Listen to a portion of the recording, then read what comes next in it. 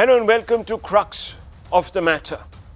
Viewers, early next week, if all goes according to plan, on the 9th of December, Parliament will debate electoral reforms. But while that is ostensibly the topic, expect the arguments to revolve around the SIR, or the Special Intensive Revision of poll rolls. The opposition is militantly opposed to the Special Intensive Revision of electoral rolls. It views it with suspicion. It believes the EC is out to help the NDA by making it an exercise centered around excluding opposition's genuine voters. Thus far, no one has come out with proof to establish this fact. The opposition has petitioned the Supreme Court. With little luck, they want the exercise halted.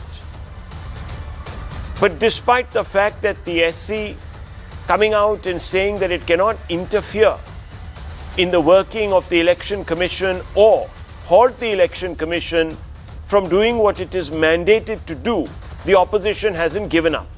The fact is that in any electoral democracy, the vote is sacred.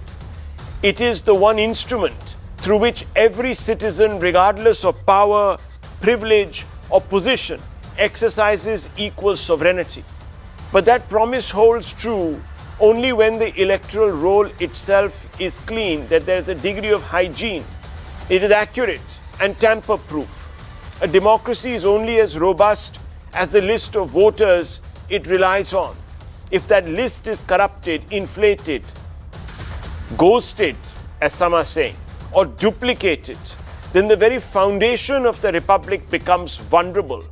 Because, viewers, that principle, that cardinal principle of electoral democracy, one man, one vote, or one individual, one vote, is completely taken out of the equation.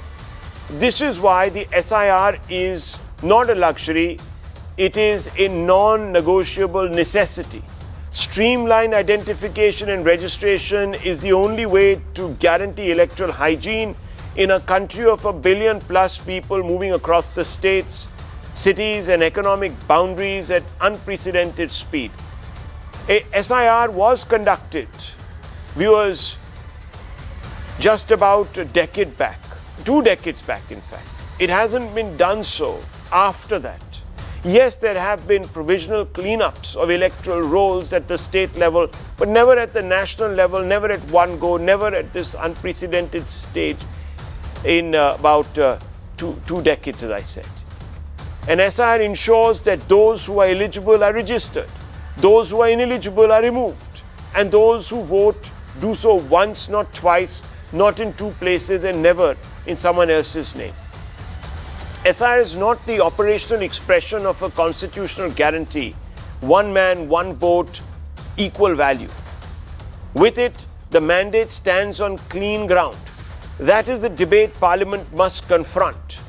And there should be no impediments. Obviously, viewers, the best argument should win. And there should be no impediments to arguing, to debating. Let's open this up. Let's go straight across to Kanchan Gupta, Senior Advisor of the INB Ministry.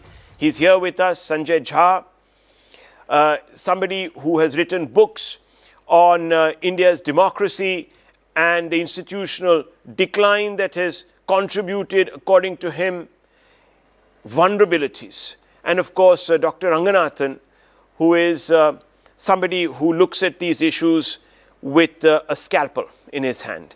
So let me first begin with Kanchan Gupta. Kanchan Gupta, at the end of the day, we know that a democracy is only as representative as its electoral roll is inclusive and, of course, free of taint. What is your basic argument against the opposition raising issues, not just in Parliament, which they're going to be doing, but also in the Supreme Court?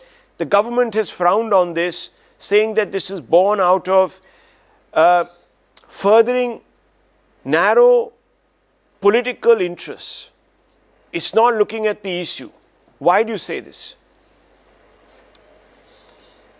Rahul, Thank you for having me on your show. Very quickly, the government's position is very clear. This is an exercise which is conducted by the Election Commission of India, which is an independent statutory body under the Constitution, and they do the revision. The government has no role in the revision per se. Having said that, from the political perspective, some points required to be made. Now, you have raised a very pertinent question, which is the crux of the opposition's opposition to a special intensive revision of electoral rolls. They do not want ghost voters to be removed from the rolls. Simple. I mean, that is the bottom line. Ghost voters are voters who have died, who have moved on from the constituency to somewhere else, they have migrated, or they are illegitimate voters, i.e., they would be illegal immigrants from Bangladesh, they could be Rohingyas, anybody. Now, who are not entitled to vote in India.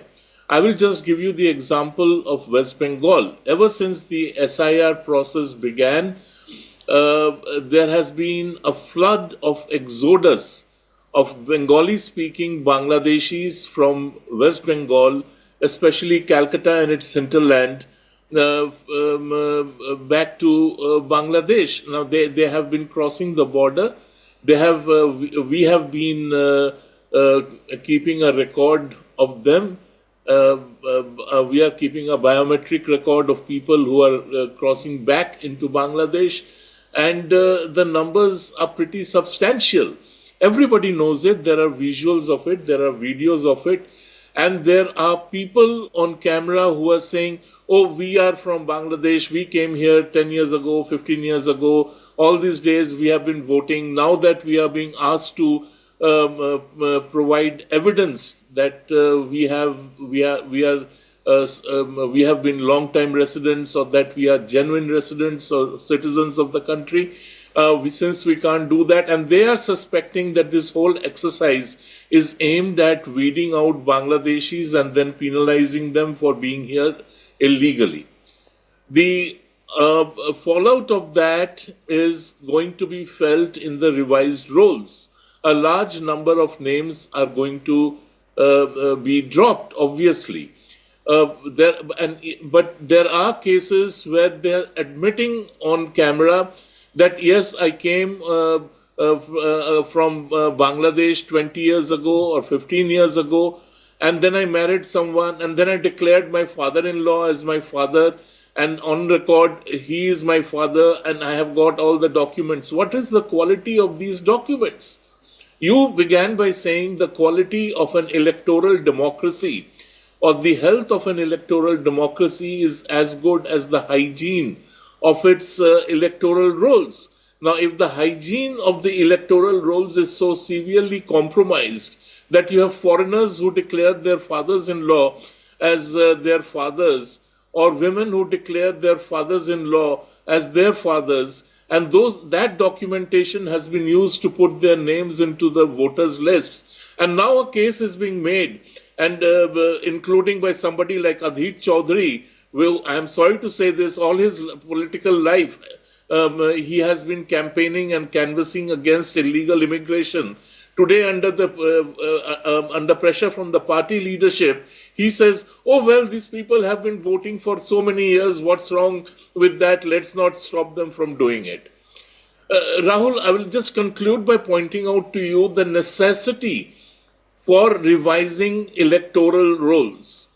In the 1980s, early 1980s, there was a students' movement in Assam by ASU and the Assam Gana Parishad against illegal immigrants, and they wanted the voters' lists to be revised, and they wanted illegal immigrants to be isolated from the lists, that they should be identified, that they should be deported, and only after that elections should be held. In 1983, Mrs. Indira Gandhi refused to revise the electoral rolls, and there was violence, and she was told that there will likely be violence if you go ahead and conduct the elections without revising the rolls. And she said, "Oh, that's all right. Since 1980, we have seen violence in Assam every time there are elections." Now, what happens in 1983? The elections in Assam are spread over 3 days. On the first day itself, on the night of the first day, in a place called Nelly, the tribals of Assam, they rise in protest and kill nearly 3,000 men, women, and children. It is known as the Nelly massacre. The entire massacre happened because of one person's insistence on holding elections without revising rolls. And the two inquiry commissions which were subsequently set up, the Congress governments of Assam never released those reports. Nobody knew what the findings were. It's only now that both the official and quote unquote unofficial reports have been released by the state government. It is in the public domain and anybody can read what the findings the point are. being?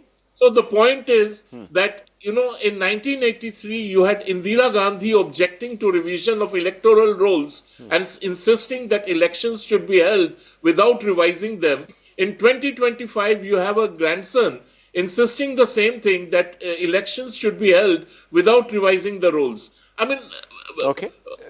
how do you even begin to justify it?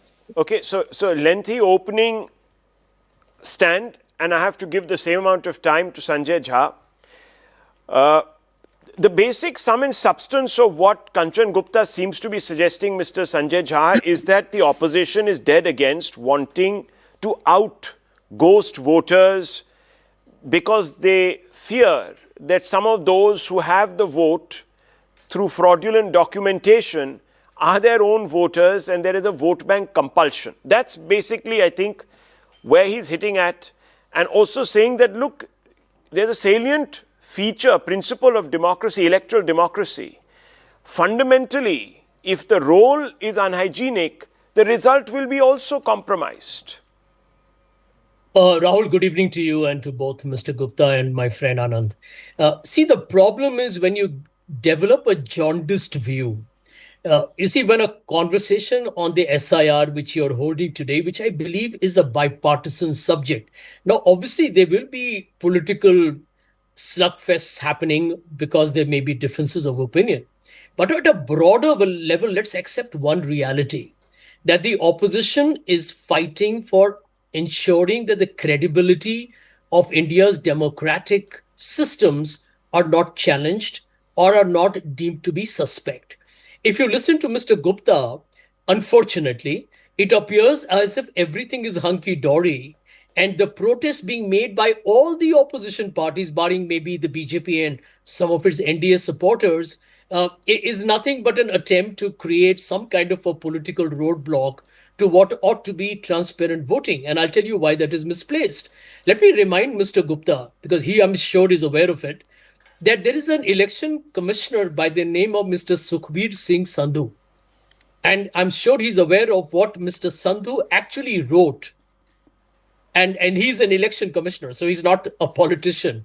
And he wrote to the election commission, the entire election commission body, and these are his words: care should be taken that genuine voters and citizens, particularly old, sick, poor, and other vulnerable groups, do not feel harassed, which is exactly the point that the opposition has been making. Now, let's extend that logic. I'm going to take half the time that Mr. Gupta took, because I believe this is a serious issue that concerns us all beyond our petty parochial, kind of definition of a democratic, credible system. What is the opposition saying? That makes sure that no one is disenfranchised, which means that somebody who should be there ought to be there, and who's not deemed to be there, not a legitimate voter, should not be there. Now, I have a huge problem when there is an assumption being made that if the opposition is saying, let's take the case of Bengal. Mr. Gupta went on and on about Bengal. Let me also remind him, and this is a serious subject, I come from a neighboring state of Bihar, which has got a lot of people who actually speak Bengal in the borders. where anybody in this country who speaks Bengali and doesn't live in the eastern part of India is being perceived today, thanks to the very ugly, vicious propaganda of the BJP, as being a Bangladeshi. I mean, that's absolutely ridiculous and a frightening spectacle being played out in front of our eyes. I think these are the problems that we need to address. I'm going to say one thing here. We have not said that the SIR as an exercise in principle is a flawed objective. Not at all. We all want voters who are legitimate to vote. Nobody wants, an illegal voter, for heaven's sake. Nobody wants that. Here is the point.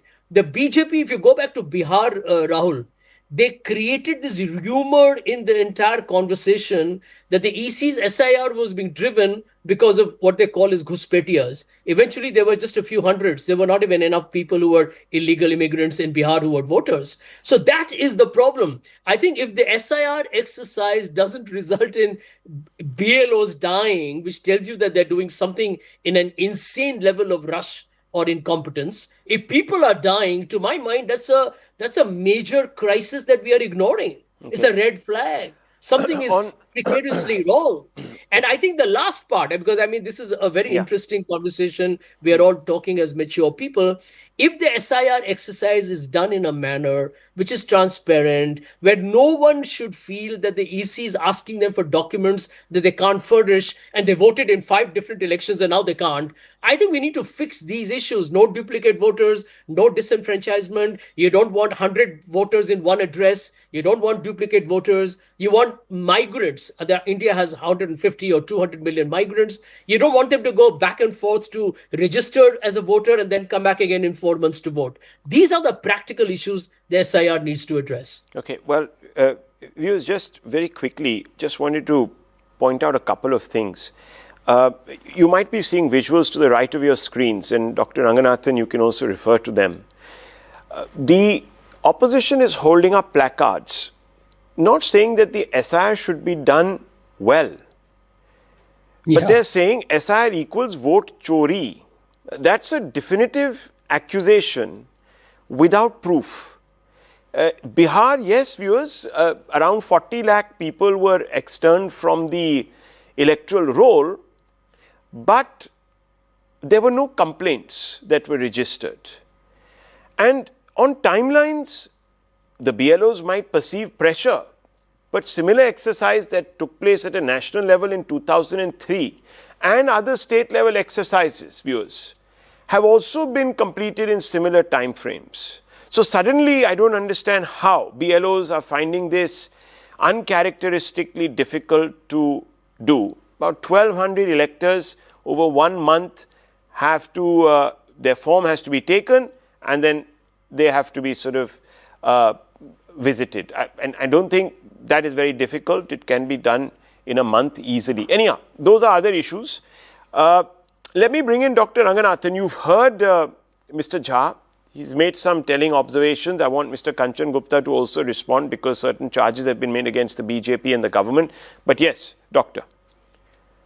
Good evening, Rahul, and good evening to my esteemed fellow panelists. I'll divide the time that I have been given into 2 parts. One, I'll talk about the logic and the rationale of why we need to conduct the SIR. And the second, I'll make it a little bit interactive. I've got a few photographs that I want to show you. Now, obviously, this entire hullabaloo that the opposition has created, particularly Rahul Gandhi, is directly to undermine, and not just undermine, to throw into doubt the credibility of the way democracy is conducted in our country. It is absolutely obvious. Because they keep on losing election after election, they say the only way for us to, kind of gain some respect or self-respect is to undermine the entire process. 2 questions arise from here. Why on earth would BJP want millions to be disenfranchised when they are actually voting with their feet for the BJP? Now, during the Bihar elections, when 60 lakh odd voters were disenfranchised, people said a lot of Dalits have been denied the right to vote.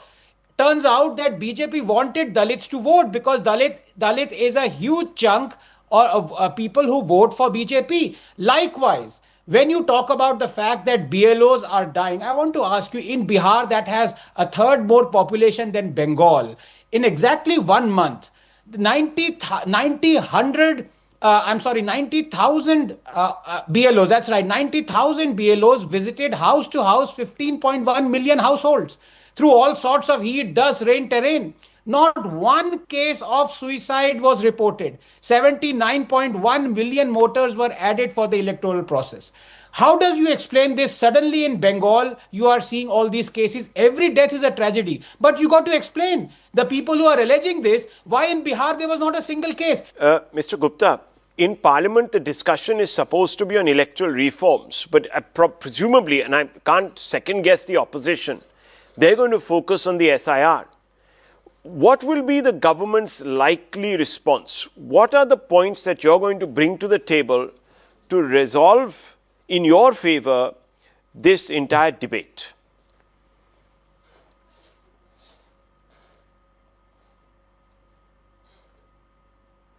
Can you hear me, Mr. Gupta? Yeah, I can hear you. Rahul, the reason why this debate is being held under the rubric of electoral reforms, everybody knows. You cannot have a debate on SIR which is all about the Election Commission of India, and Commission of India will not be present inside Parliament. And to start discussing the Election Commission of India in their absence is against laid down, or any individual organization not present in Parliament is there is a laid down procedure that it is not allowed. Now, since the government has made it into an electoral reforms debate, the government on its part will bring in various aspects of the necessity for reforms in the process of elections, including the government's push for one nation, one election, how that would obviate various problems that are increasingly talked about, including the one about the expenditure incurred by parties in elections, the mobilization of funds, etc., etc. That is just one example. There's a whole set of reforms that were identified by Parliament, by the relevant committee of Parliament, and that list has been taken out, and the government will be obviously focusing on that. But I have no doubt in my mind that the opposition, especially Rahul Gandhi and his associates, they will want to only pillory the special intensive review of electoral rolls. For them, that is, Baba Sanjay, you talk, na? I mean, I never put up my finger when you were talking. Wait. And Rahul Gandhi and his associates are going to focus on SIR. Simply, as I said, Sanjay wanted to know why did I talk at such great length about Bengal. The reason I talked about at great length about Bengal is that Bengal, what is happening is it sort of explains the opposition's angst with the SIR. When you see people who were being used to stuff voter lists, when you see them fleeing back to Bangladesh, and then you see the opposition clutching its tummy because they have got a tummy ache suddenly, that explains why they are opposed to the SIR. There is nothing bipartisan about it. Okay. I am very clear in my mind. You can put chocolate coating on it that it is a bipartisan issue, that the opposition never said we are against SIR. Of course not. They are against SIR, and they have repeatedly said, and they continue to say, why can't you hold elections without revising the rolls? Okay, well, and I gave you the example of Nelly. What happens when you do something like this? 23 years ago, you had Indira Gandhi. 25 in 83, you had Indira Gandhi. In 2025, you have Rahul Gandhi making the same point, and you have that Gaurav Gogoi standing there with a placard, no SIR. Okay. I mean, so let me ask. Where are we? Last point, and I'm running out of time. No, I just want to make one more small quick point. In Bengal, the Mamata Banerjee at one level kept on criticizing the SIR and pillaring the BJP and the central government and the election commission. At another level, she got her BLAs to go along with the BLOs to conduct the first round of form filling. And they intimidated both the BLOs and the voters. As a result, in 2,205 booths, they returned Zero forms deaths. which said that in 23 years or no, in 24 years, not a single person had died, not a single person had migrated, and not a single person had come of age to vote in these booths. I mean, and when the Election Commission responded with a letter Yeah, that saying number that came down. officers should be deployed to scrutinize those lists, immediately the number came down to less than 20. I think the challenge here, Mr. Jha, and I only have a minute, unfortunately, the challenge here for the opposition is to make the link between the SIR and vote chori. No evidence has been adduced. Not one protest was in any way registered in Bihar. How can you make this link? Rahul, I will take less than 1 minute to debunk Mr. Gupta's tirade. Number one, if the credibility of the Election Commission and this government is at an all-time low, it is for the following reasons. Number one, they chose to have a cabinet minister of the government replace the Chief Justice of India, which would have been an ideal way to have the selection No, that's of not the Chief that Election is Commission. that Number is- one. Number one, let me speak. I mean, Mr. Gupta is probably consumed 80% of this program.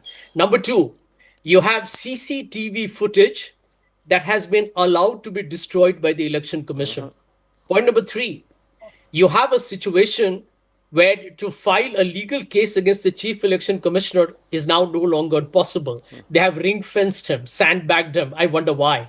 Point number four, in Bihar's case as well, if the opposition had not fought for acceptance of Aadhaar as a document or for the public disclosure of the 65 lakh deleted voters, none of that would have been complied by the Election Commission.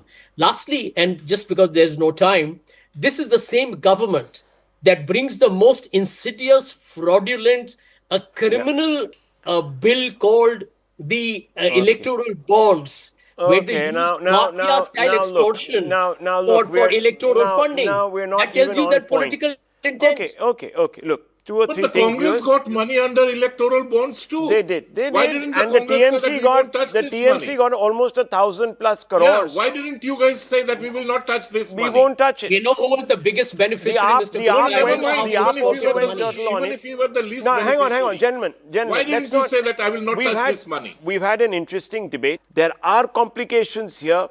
It's not simplistic. But I get the sense that even if this debate does eventually take place in Parliament, the opposition will state its case but come out the next day and hold its placards. I don't think it's going to lead to any resolution. Let me tell you, it's an exercise in grandstanding. I leave it at this, viewers.